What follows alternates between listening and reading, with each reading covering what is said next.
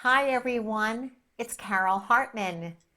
Today I'm going to review with you something very dear and near to my heart. It's communication while providing a sensitive approach for someone with dementia.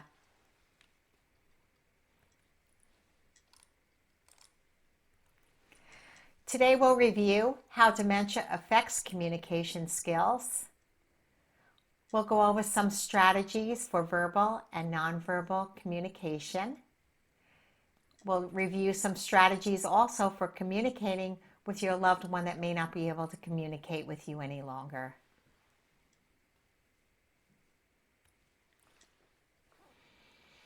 Dementia is the loss of memory, reason, judgment, and language to such an extent that it interferes with a person's daily life and activities. Alzheimer's disease is the most common form of dementia. And if you look at the umbrella of dementia, you'll also see Parkinson's disease, vascular dementia, dementia with Lewy bodies. Alzheimer's disease is a progressive and fatal brain disease. It causes plaque and tangles in the brain, which destroys the brain cells. Alzheimer's disease has no cure.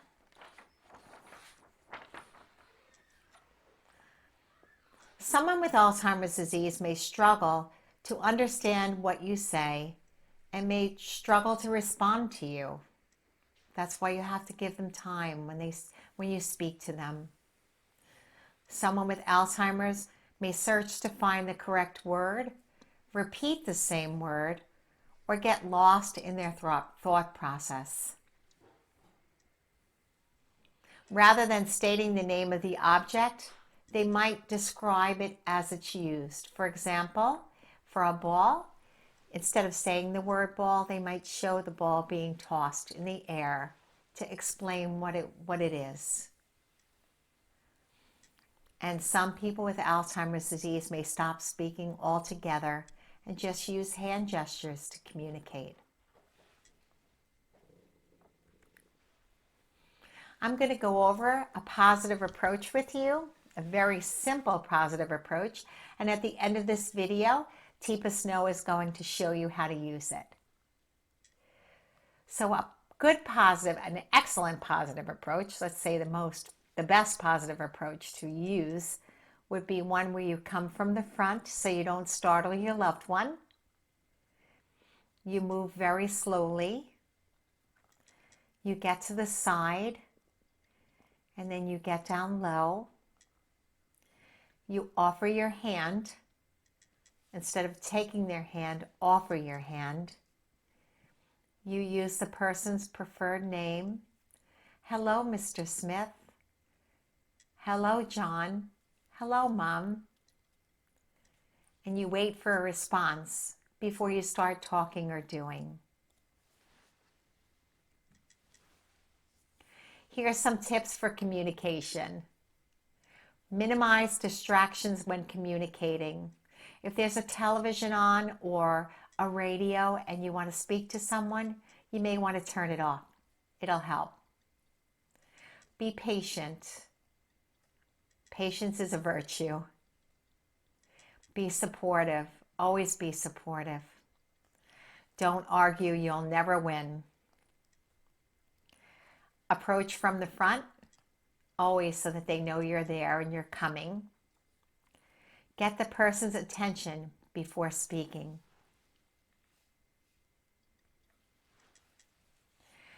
Move slowly and gently to avoid startling someone. If you come up on someone too quickly, you might startle them. Establish and maintain eye contact at their level. Identify yourself and speak clearly. Hello, Mary. This is Carol. Address a person by their preferred name.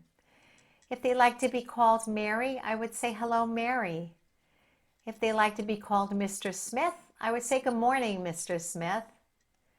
Or if they like to be called Mom, I'd say, good morning, Mom. And always smile. Smiles go a long way. It is my best thing that I use all the time is always smile. Make eye contact and call the person by name. Hi, Mary. Hi, John. Hi, Mom. Be aware of your tone, how loud your voice is. If your voice is very loud, it would startle anyone, never mind someone with dementia. How you look at that person or your body language. Body language is so important. Your body language will mirror the person that you're with. Always offer simple step-by-step instructions. Repeat instructions if you have to and allow time for a response. And try not to interrupt. Give your loved one or the person that you're with time to answer. And be consistent with your routine. I noticed someone with dementia, routine is everything. Keep tasks simple and manageable. You always want them to be successful and failure-free.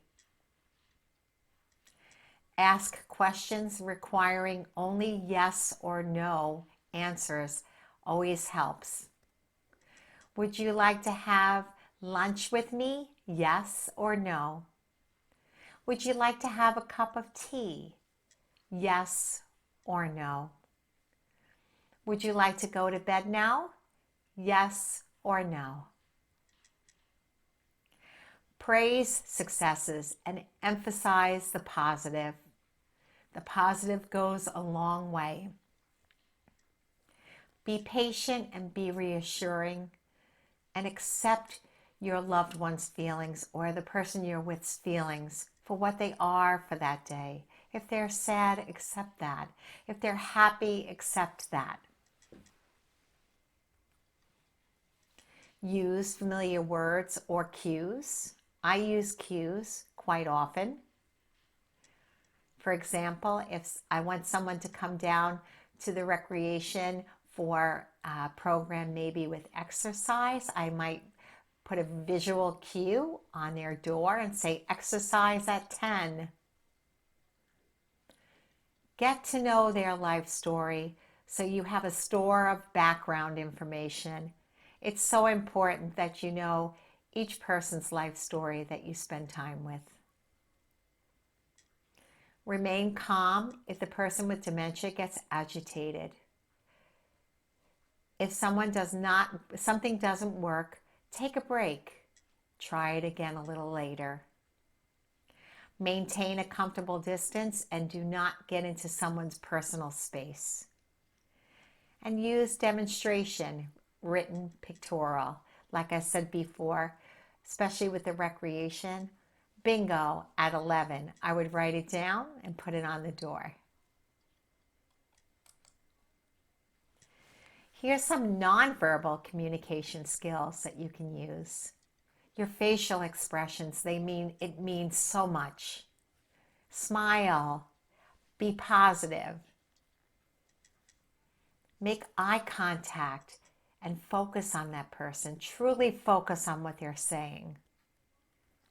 If you have to use gestures and touch, many times when I want someone to stand and they may not understand how to stand anymore, I'll use my hand gestures and I'll show them, would you like to stand up? And touch is a wonderful tool, but just make sure that they want to be touched. Tone of your voice should be always calm. And your body language, it's mirrored, so keep it positive and happy. And if you're having a bad day, try to leave that outside. Don't bring it into someone's world with dementia. Validate their feelings. If a person is asking about their mother, you might want to say, tell me about your mother. Maybe what your mother looked like or what your home life was like. Live their truth. Enter this reality that they're in. It's a wonderful world to be in. Always offer reassurance and always praise.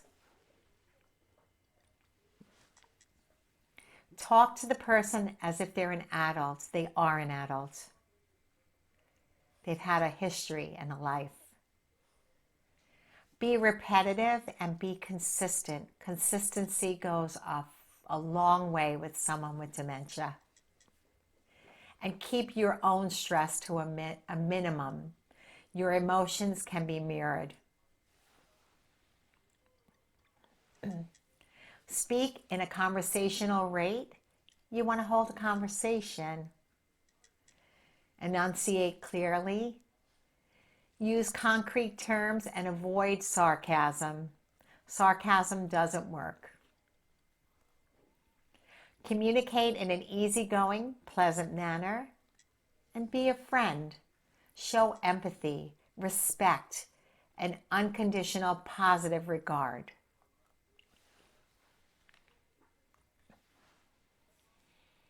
The tone of your voice should be friendly. The pitch of your voice, lower is better.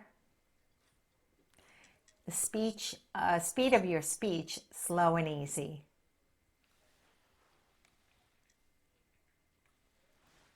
Things to avoid when communicating. Avoid arguing. You'll never win.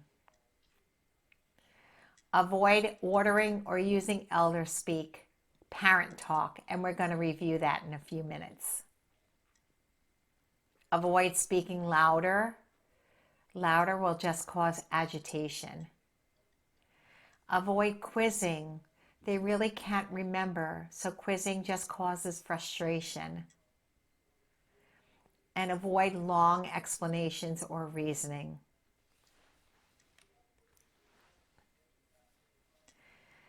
More things to avoid. Avoid speaking about the person as if he or she are not there. They are there and they can hear. Avoid talking down to someone or using baby talk. It's disrespectful. Avoid obvious frustration. That frustration just gets mirrored. Avoid taking things personally. Someone with dementia doesn't mean what they say if they say something that may hurt your feelings. They love you. And avoid referring to an elderly person with pet names like Sweetie or Honey. They may not like that you're referring to them as Sweetie or Honey, and it might cause more agitation. Use their preferred name. Okay, so I'm going to go over elder speak just a little bit. Studies have shown that caregivers that use elder speak or infantilizing communication to communicate can cause resistance to care. In other words, it's going to make it harder. So try to avoid words like we or our. Are we ready to get out of bed? Avoid those pet names of Honey or Sweetie if your loved one or the person that you're working with doesn't like being called Honey or Sweetie. Because this is demeaning and it shows lack of respect. And it makes the person feel more incompetent and it may cause stress. And that stress may make it harder for you to care for your loved one. Avoid arguing, criticizing, correcting, or using logic. If what you are doing is not working, remember, just stop, back off, decide on what to do differently, and then try again. I'm going to give you some examples of miscommunication. If someone is speaking and they speak too many words, your loved one or the person that you're working with may not be able to understand. For example, if someone says, I'll give you a snack to anyone who will come and get it, what they might hear is I'll, anyone, and. So they don't understand what you're saying. Or If someone says, it's almost time for supper, come on now and I'll help you get in your chair right over there, they might only hear it's for come, I'll to right over. They don't understand what you're saying. Keep the words simple.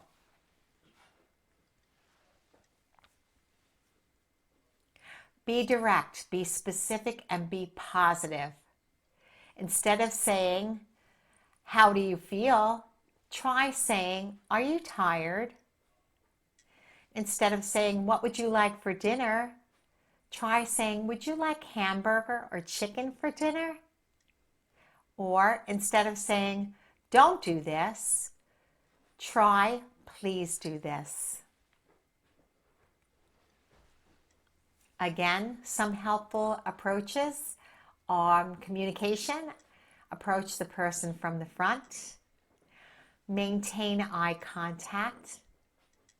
Use a pleasant tone and positive body language.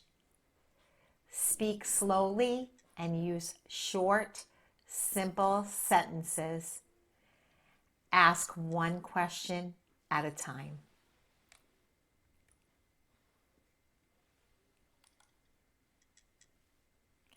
Ask yes or no questions. Would you like to have breakfast? Yes or no? Would you like to have tea? Yes or no? Minimize distractions. Make sure the TV is off, the music is off. Using gestures or cues are always very helpful. Offer comfort and reassurance. And always be patient and kind.